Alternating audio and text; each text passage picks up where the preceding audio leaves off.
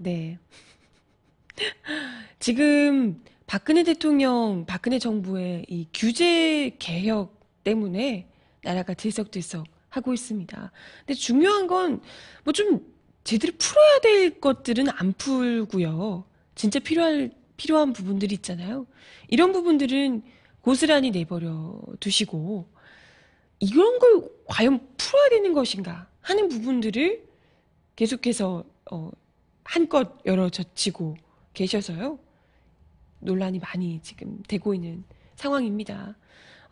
아까 발칙한 브리핑에서도 이야기를 드렸지만 저번에도 한번 관련한 이야기가 나왔었죠. 학교 앞에 호텔을 짓는 것을 일자리 창출이랑 대관제 무슨 상관인지 모르겠으나 이걸 이제 허용해 주겠다라고 해서 난리라고 이제 이야기를 드렸는데 그 중에 하나가 바로 경복궁 옆에 7성급 호텔을 짓겠다라는 거라고 합니다. 와, 이건 진짜 기본적으로 우리 문화재를 어떻게 보존하고 이걸 가꿔야 하는 것인지 자체를 어떻게 우리가 이걸 지켜야 하고 많은 사람들에게 이걸 이제 볼 수 있도록 알려야 하는지에 대한 기본적인 시각 자체가 없는 거잖아요. 우리나라, 글쎄, 우리가 생각하는 그 애국심하고 방향이 다르신지 어쩐지 모르겠지만, 호텔을 짓는데, 호텔을 짓는 동안 이렇게 그 노동하시는 분들이, 막노동을 하시는 그런 분들이 이렇게 받아가시는, 막일 하시는 분들, 이런 분들 때문에 일자리가 창출이 된다, 이거군요. 뭐야, 그게. 그럼 호텔 짓고 나면 끝이잖아요. 사실 그런 거잖아요. 4대강 사업 때도 뭐 일자리가 창출되니 했지만, 당장 그냥 그 4대강 사업 건설할 때만 반짝 단기성 일자리고, 그 이후에 장기적으로 일자리가 보장되고 하는 게 아니었잖아요. 그러면 뭐 허물었다 지었다를 다시 할 겁니까? 뭐 어쩔 거야. 대관절 일자리 창출이 뭐가 얼마나 되는지는 모르겠으나 물론 그 안에 있는 호텔리어들 몇 되겠죠. 그게 대단히 많은 수가 될지 모르겠지만 아니면 이런 생각이신가? 전국 각지에 정말 중요한 우리나라의 그 보물들 있잖아요. 문화유산들. 이런 문화유산들마다 바로 옆에 호텔을 짓는 거예요. 그래서 그 문화유산들 바로 옆에 지은 호텔에 호텔리어며 그 지배인들이며 이런 사람들 청소하시는 분들이며 이런 분들을 고용하는 것으로 일자리 창출을 하겠다. 이런 얘기신 거죠. 그죠? 그런 식으로 비정규직 양성하고 호텔 청소하시는 분들하고 그죠? 그래서 그 호텔이 우리 문화유산을 싹 가리고 안전하게 가려주며 경복궁을 다 가리며 햇빛 안 비치게 호텔에서 바로 경복궁을 내려다 보이게 이렇게 하는 이제 뭐 이런 호텔들 마구마구 짓겠다. 뭐 그런 겁니다. 하지만 중요한 건 호텔을 지으면 늘어나는 게 일자리뿐만이 아닐 것이다. 뭐 이런 이야기들을 교통량도 늘고 불륜도 늘고 파파라치도 늘고 성매매도 늘고 할 거다. 이렇게 뭐 얘기를 하시는데 근데 그것도 그거지만요. 기본적으로 이 우리 가장 중요한 소중한 문화유산 중에 하나인 궁이잖아요. 궁궐이잖아요. 경복궁 바로 옆에 호텔을 짓겠다는 이 천박한 발상은 어디서 나오는 것이며 바로 옆에 여중 여고생들 쫙 있습니다. 바로 인근에요. 학교들이 다 있는 이런 상황에서 그동안 계속해서 이 지금 대한항공에서 이걸 호텔 짓겠다고 해달라고 하는 걸 6년째 정부에서 막아왔습니다. 정부에서 막아온 거라기보다는 이제 중구청에서 막아왔던 상황이었는데 이걸 대통령 말 한마디에 싹 풀어주겠다고 그것 때문에 풀어주겠다 한마디에 바로 지금 대한항공에서 여기 짓게 해달라고 넣고 있다고 합니다. 그거 뭐 대통령이 직접 이야기를 하신 거니까 풀어줄 가능성이 농후하고요. 이러면 머지않아 우리가 한 몇 년 안에 경복궁 바로 옆에 우뚝 솟은 7성급 호텔을 목도하게 되실 거예요. 진짜 대단한 나라야. 진짜 미치겠다.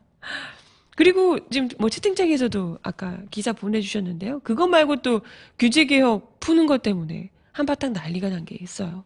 푸드트럭 규제, 졸속 완화 때문에 지금 난리가 아니라고 하는데요.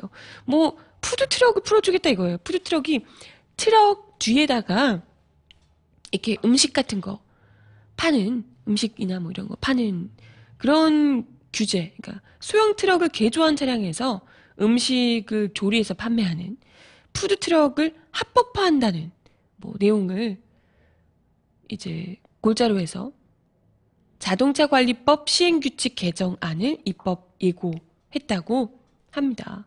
근데 생각해보세요, 여러분. 많은 특히 뭐 강남 뭐 이런 데도 그렇고요. 곳곳에서 노점상 하시는 이 어르신들께서, 젊은 분들도 있겠지만 뭐 어머니들 이런 분들이 노점상 단속 이런 것 때문에 막 그 싣고 있던 떡볶이 이런 게 막 길바닥에 패대기 쳐지고 뭐 막 어머니들께서 막 울고 계시고 울부짖고 막 이러는 장면들을 너무나도 많이 봐왔어요. 우리가 그동안 노점상 단속을 얼마나 숱하게 집요하게 해왔습니까? 거리의 분위기를 해친다고, 거리가 뭐 지저분하답시고 얼마나 많이 독하게 해왔는데요. 그런데 이 노점상하고 푸드트럭은 뭔 차이예요? 뭔 차이예요?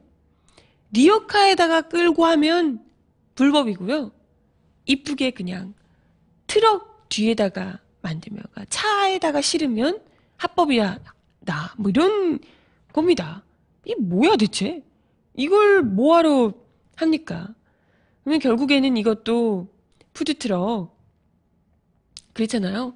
이것도 결국에는 대기업들에서, 이게 합법화되면 대기업들에서 일종의 체인점격으로 개인들에게 푸드트럭 이렇게 놔주고 그렇게 되지 않겠냐.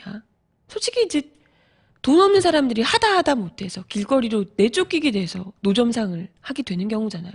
보통 직장에서 해고되고 장사를 해볼까 했는데 그것도 망하고, 그래서 그 남은 돈, 얼마 안 되는 돈으로 리어카 사서 거기다가 이제 노점상 차려가지고 그마저 겨우겨우 이렇게 먹고 살기 위해서 하는 건데요. 근데 이마저도 푸드트럭이라는, 그것과 그게 대체 뭔 상관이냐 싶은데, 우리 입장에서는 일단은 길거리에서 파는 건 똑같잖아요. 뭔가에 실어가지고. 근데 대체 푸드트럭을, 이건 합법이고 차라는 것만으로 합법이고 얘는 불법이다 라고 하는 그 기준은 대체 뭐냐, 이런 이제 이야기들이 나올 수밖에 없는 겁니다. 지금 뭐 채팅창에서는 푸드트럭으로 하면 자동차를 팔 수 있기 때문이다라는 아주 기발한 얘기를 하고 계시고, 푸드트럭을 하게 되면 뉴욕시 같이, 뉴요커처럼 그런 거야? 뉴욕 이런 데서 이제 푸드트럭 같은 거 많이 하잖아요. 리어카류가 아니고. 우리도 리어카처럼 이렇게 지저분하게 하지 말고 우리 뉴요커가 된 것처럼 푸드트럭, 이름도 푸드트럭이에요. 그죠? 한국말로 해도 될 걸 푸드트럭으로 해가지고, 그러면서 이것도 아마 푸드트럭을 이렇게 좀 뭐랄까, 아까도 이야기 해주셨지만 대기업 이런 데서 이렇게 브랜드화를 해서 푸드트럭 브랜드를 만들어가지고 그걸로 그냥 이렇게 체인점 주고 이런 걸로 또 사업 벌이지 않겠냐. 그러면 이제 명동 막 이런 데도 전부 다 리어카 대신 리어카 돼가지고 백날 끌려가고 이러는 것보다야, 불안감보다 합법적으로 대기업에 이제 받아가지고 명동 이런 한복판에, 강남 이런 한복판에 다 푸드트럭 대기업에서 수주를 받은 합법화를 가장한 대기업의 노예가 되어서 푸드트럭을 사업을 하게 되지 않을까, 이런 생각이 듭니다. 리어카에다가 앞에 오토바이 달아서 푸드트럭이라고 하면 안 되나요? 네. 아, 푸드트럭 개조, 근데 자기가 스스로 개조하고 이런 비용도 만만치 않을 거예요. 그래서 아마 그게 쉽지 않을 텐데, 정말 앞에 오토바이만 달면 안 돼? 그러면 안 돼? 말 좀 달면 안 돼? 내가 직접 끈다고 하면 안 돼? 아, 뭔 차이야, 대체. 이해하기가 어렵습니다. 아, 네. 최소 차값 포함 몇천 원 들 겁니다. 이렇게 얘기하시는데. 그렇게 되면, 아, 이게 초기 비용이 너무 많이 들 텐데요. 그럼 정말 없는 사람들은 이 푸드트럭 자체를 운영하기가, 아까 한국말로 밥차라고 그러시던데, 밥차 운영하기가 쉽지 않을 거예요.